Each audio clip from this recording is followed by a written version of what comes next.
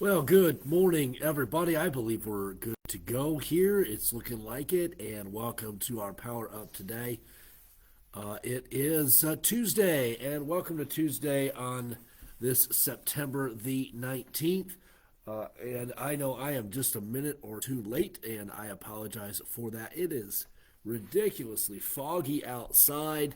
It was 30, low 30s outside as well. I saw 32 degrees, and so it's just a not an odd morning, but different weather-wise. It's so foggy and all of that, and then once again, I apologize for being on just a minute or two late, and so sorry about that. But anyway, it's good to see you here with me today. Those of you watching the recorded version, thank you so much for being on as well. Be sure and leave a comment in the comment section there. Okay, and then let's do this. Hit that share button so that others know that we are good to go here.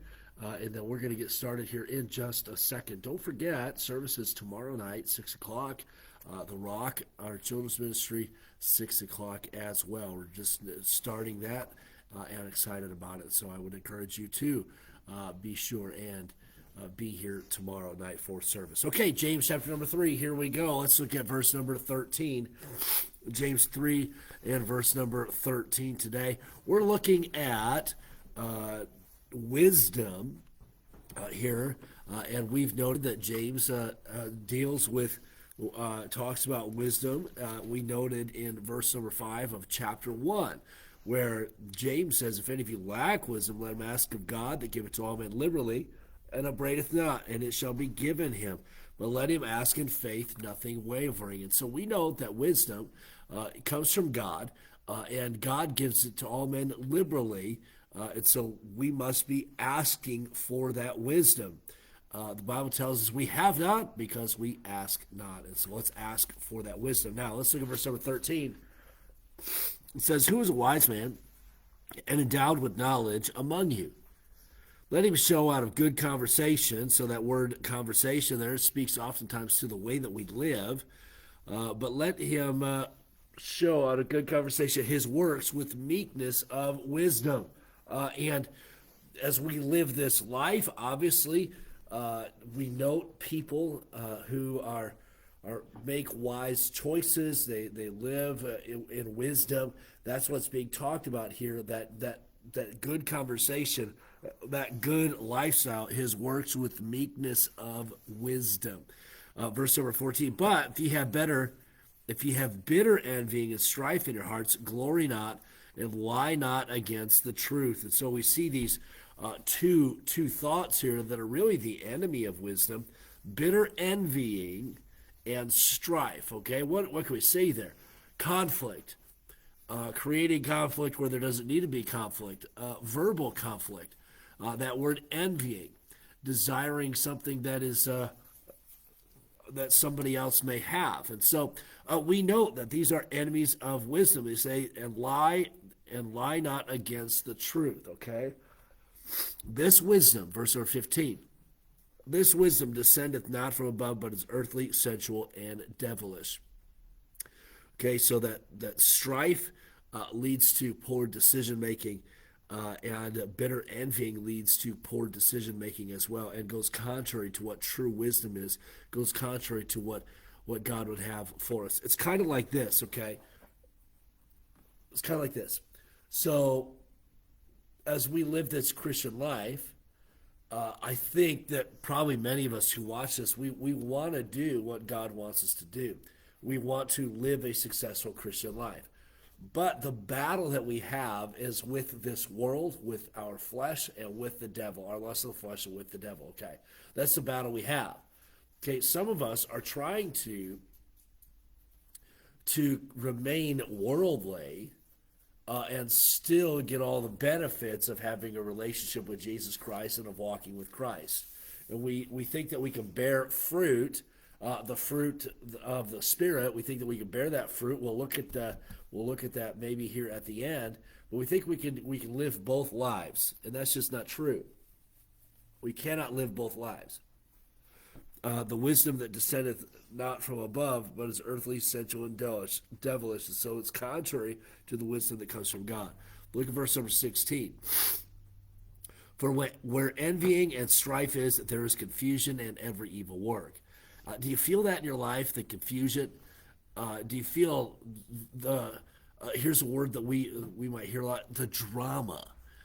Do you have drama in your life? Well, if you've probably got drama in your life, that's probably the reason for that is probably because of this worldly wisdom that we have, this walking according to the world. And so I would encourage you, hey, let's seek wisdom that comes from above. And man, I am sorry about that. Let's see wisdom that comes from above. The drama might be there, but the handling of the drama on our part is completely different. Okay? And so asking God for that wisdom in situations so that we don't become a part of the drama because of our strife, because of our envying, and so on. Look at verse number 17. But pure wisdom that is from above is first pure, then peaceable, gentle, easy to be entreated, full of mercy and good fruits, without partiality and without hypocrisy. And so we see the contrast to worldly wisdom, that envying, that confusion. Wisdom that comes from God is pure, peaceful, gentle, easy to be entreated, full of mercy, good fruits, without partiality, without hypocrisy. So we see that that's the complete opposite. And so what is your life full of? Is your life full of that drama?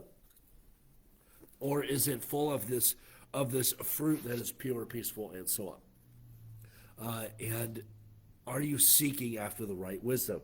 Look at verse number 18. And the fruit of righteousness is sown in peace of them that make peace. Okay? Wisdom is not saying everything that you think. Wisdom is not doing everything that you can do. Just because you can do something doesn't mean that you need to do something, okay? And this might be the difference between like teenagers and adults. Teenagers can do some pretty crazy things. And what's the reason for that? They lack wisdom. People could say some pretty mean things to others. And what's the reason for it? It's a lack of wisdom. And so seek after that godly wisdom. Ask God for that wisdom. James chapter 1, verse number 5, very clear. If any of you lack wisdom. Now, here's a reality check. Could we all use more wisdom from God? Sure. So if any of you lack wisdom, who's that? Probably everybody. Let him ask of God, that giveth to all men liberally. And this is a good reference to the word liberally. He pours it out, gives us wisdom, more wisdom than we know what to do with. He gives it to us freely, and upbraideth not, and it shall be given him. James chapter 1 and verse number 5. And so seek after that wisdom that comes from God.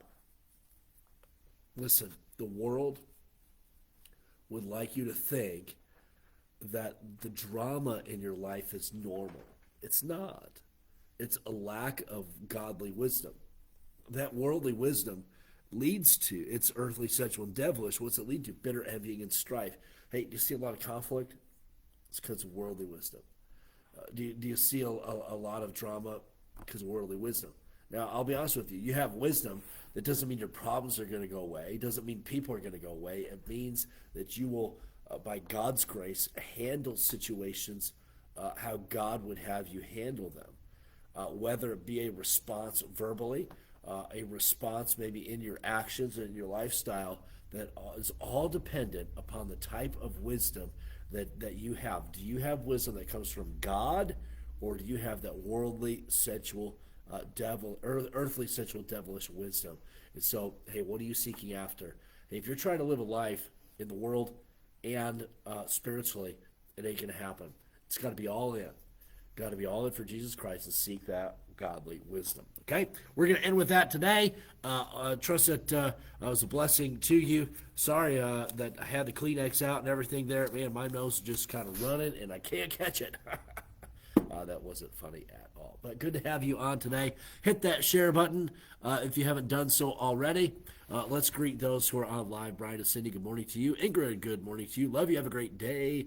Geraldine, good morning. Dennis, good morning to you. Have a wonderful day. Cliff and Karen, thank you for being on. Good morning to you. Ruth, good morning as well. David, thank you for being on this morning. Jody, good morning and greetings to you.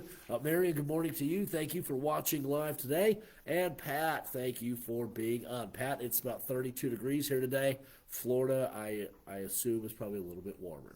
Have a good day, everybody. We'll be back again tomorrow.